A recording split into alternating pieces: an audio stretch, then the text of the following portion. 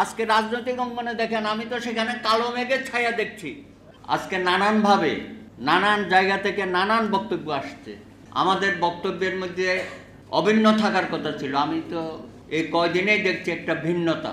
কেউ সমন্বয় কমিটির নামে সারা দেশে সভা সমাবেশ করছেন, কেউ নাগরিক কমিটি আক্তার আসছিল এখানে, সেও একটি সংগঠন করছে। আপনারা আবার সার্বভৌম, আমি বলি স্বাধীন এবং সার্বভৌম সংগঠন করছেন। আজকে দেখেন 90-এ আমাদের যে ছাত্রগণ আন্দোলনের মধ্য দিয়ে স্বৈরাচারকে আমরা হটালাম, সেদিনও এই স্বপ্নটা ছিল, কিন্তু আমরা সেটা রাখতে পারিনি রাজনৈতিক দলের কারণেই। আমরা তিনজোটের যে রূপরেখা ছিল ঐক্যমতের, সেটা আমরা কার্যকরী করিনি। কেউ কথা রাখে নাই। ক্ষমতার পালাবদল হয়েছে, গণতন্ত্র আসে নাই। কোথায় গেল ডাকসু, চাকসু, ইকসু, রাকসুর ইলেকশন, কলেজের ইলেকশন? সেই ইলেকশনগুলো যদি 90-এর পরে ঠিক মতো হতো, শত শত হাজার হাজার নেতাকর্মী আমরা উপহার দিতে পারতাম জাতিকে। সেখান থেকেও আমরা বিচ্যুতি আমাদের হয়েছে। আমাদেরও স্বপ্ন ছিল পাকিস্তানের 24 বছর লড়াই সংগ্রাম, ব্যক্তিগতভাবে 69-এর গণ অভ্যুত্থান, মহান মুক্তিযুদ্ধে অংশগ্রহণ করে 30 লক্ষ শহীদের রক্তের বিনিময়ে পাকিস্তানি সেনাবাহিনীর সাথে এক রক্তক্ষয়ী যুদ্ধের মধ্য দিয়ে আমাদের যে স্বাধীনতা অর্জন, সেই স্বাধীনতাকে আমরা অর্থবহ করতে পারিনি।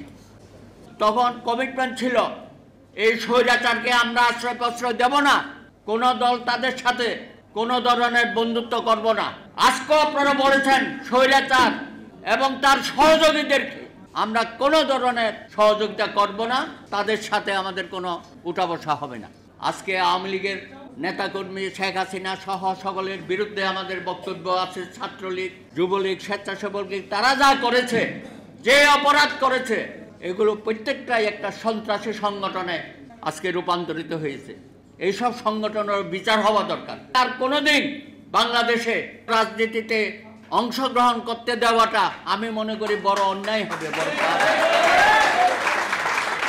গত 15 বছর আমরা সবাই একসাথে আন্দোলন করলাম, এত ত্যাগ, এত তিতিক্ষা, অনেক মায়ের বুক খালি হয়েছে। 15 বছরে লক্ষ লক্ষ নেতাকর্মীর বিরুদ্ধে মামলা হয়েছে, গ্রেপ্তার হয়েছে, ভুয়া মামলা হয়েছে, শত শত মামলা নিয়ে তারা 15 বছর কাটিয়েছে, সভা সমাবেশ করতে পারে নাই।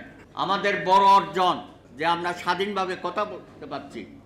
সম্মানিত উপস্থিতি, একটা তরুণদের মধ্যে আমরা কয়েকজন প্রবীণ দীর্ঘ সময় ধরে বসে আছি, সাকিব আলী ভাই সহ এখনো পর্যন্ত আছেন মাহমুদ ভাই, আরও কয়েকজন প্রবীণ বসে আছে। আসলে আপনাদের এক সাগর রক্তের বিনিময়ে নতুন বাংলাদেশে আপনাদের অনুভূতি, আপনাদের আবেগ এবং আপনাদের স্বপ্ন, তার সাথে একাত্মতা ঘোষণা করার জন্যই আমরা আসছি। আজকেও যে হাজার হাজার লক্ষ লক্ষ ছাত্রছাত্রী, তরুণ তরুণী, যুবক, রিক্সা চালক থেকে শুরু করে শ্রমিক, বস্তিবাসী, নিম্ন বেতনভোগী কর্মচারী, অসংখ্য মানুষ এই গণবিপ্লবে অংশগ্রহণ করেছে, আত্মাহুতি দিয়েছে। এবং আপনারা যারা জীবন বাজি রেখে মরণপণ যুদ্ধ করেছেন, তাদের স্বপ্ন এবং তাদের মধ্যে যে দেশপ্রেম, সেটাকেও কি আমরা আবার বিফল করতে দেব?